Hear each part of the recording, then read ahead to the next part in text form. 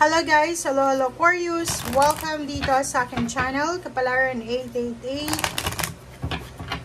Alamin natin kung anong messages, vibration, gabay energy para sa lahat. Okay? Para to sa lahat ng Aquarius.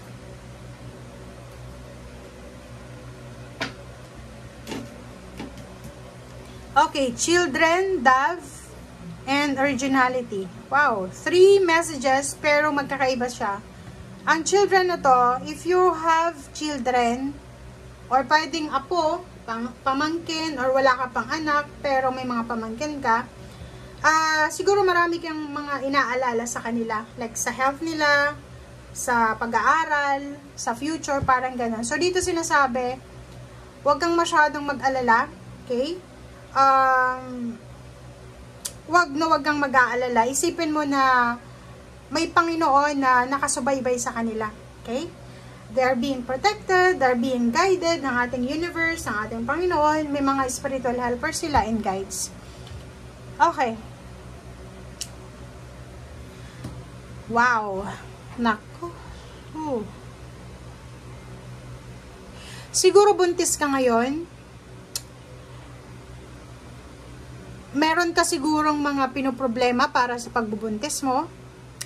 Dito sinasabi, huwag kang mag-alala. Kasi protektado yung pinagbubuntis mo ng Panginoon. Dove. Yung dove na to is nag-o-offer siya ng new beginnings. So sinasabi sa'yo dito na if natatakot ka para sa pagsisimula, kasi diba minsan maraming transformation sa buhay natin na kinakatakutan natin. Like yung iba, takot lumipat ng bahay, takot lumipat ng ibang lugar, takot lumipat ng company. Kasi, iniisip nila, magsisimula na naman doon, back to zero, parang ganito. So, dito nakikita ko sir na as much as possible, tanggapin mo yung pagbabago, tanggapin mo yung changes, tanggapin mo yung transformation, yung alchemy, yung pag-ikot ng wheel of fortune sa buhay mo.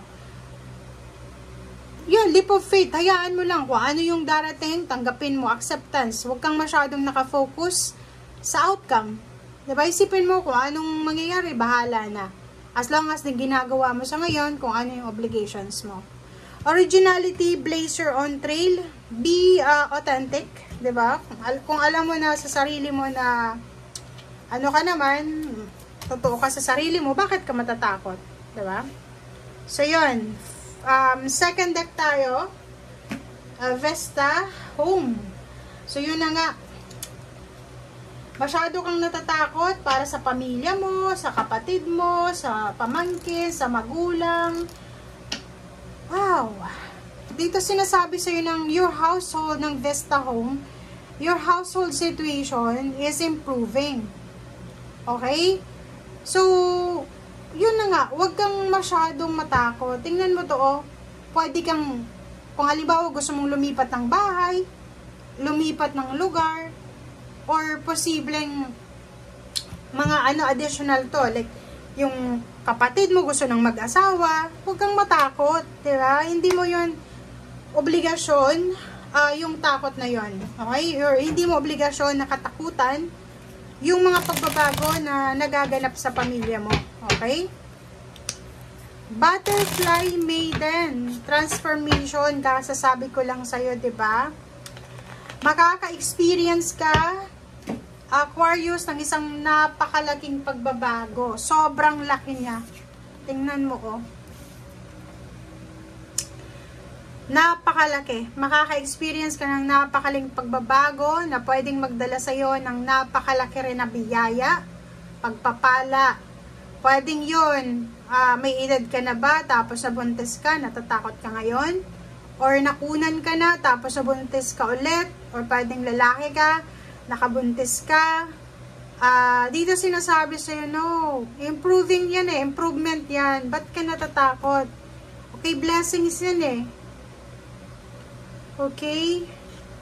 So, tingnan natin.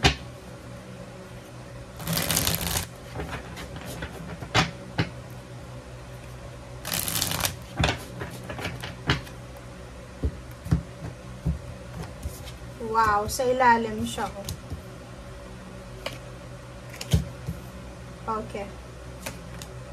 Wow, reverse to. Okay, Tower. Okay, Aquarius. So, nakikita ko sir dito, isa sa mga portal na pwedeng magbukas sa'yo this February 22 is yung relationship na nasira. So, yun na nga. Like, for example, may mga naghiwalay, nagkasira-sirang pamilya, posibleng magkaroon ng reconciliation. Okay? Pwede nga tagal mo tong hinintay eh. 'Di ba? Ikaw yung naging middle person, mga magkakapatid, magkakaibigan, magpapamilya. And at last, 'di ba? Kung ano man itong bumagsak sa'yo, bumagsak yung pangarap mo, bumagsak yung pamilya mo. Wow, dito sinasabi na you will recover. Okay? Recovery ito ng bumagsak na wala empowerment siya. Okay? Napakalaking power to para sa'yo. Napakalaking power to. So, it's number 7, 7. So, iniintay mo. So, nasa tamang direction ka. And the Emperor, sinasabi sa'yo, huwag kang matakot. Kasi etong mangyayari sa buhay mo, or etong darating na to na transformation or change, ay nakadestiny to para ibigay sa'yo yung stability and balance. So, ibig sabihin niya, makinig ka sa sinasabi ng iyong intuition, guys. Instinct. Kasi, takot ka eh. 'Di ba? May takot ka dito. So, kung yung ipo-focus mo yung sarili mo sa takot, pwedeng yung sinasabi ditong blessings or stability, or pwedeng yun, great blessings nga, ay posibleng dumaan lang sa buhay mo. 'Di ba? May ganun eh. Wow, wait lang guys. Na-hatching ako.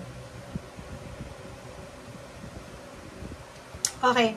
So, dito sinasabi sa'yo na hindi dapat tayo matakot sa kung anumang pagbabago na nagaganap or magaganap sa buhay natin. Minsan kasi, understandable to eh. Kasi nadala ka sa nakaraan, ganyan, ganito. But, okay. Alisin natin yan kasi, parang sa dami-dami ng tao ngayon na nagsasuffer, sa dami-daming tao ngayon na sobrang nakakaranas ng mga problema sa buhay. Kung marami kang blessings na natatanggap sa ngayon, may salary increase, may higher position, may nabuntis sa pamilya, may na-promote, may nakapagpagawa ng bahay, may ikasal, may kinasal, may bagong baby. 'Di ba?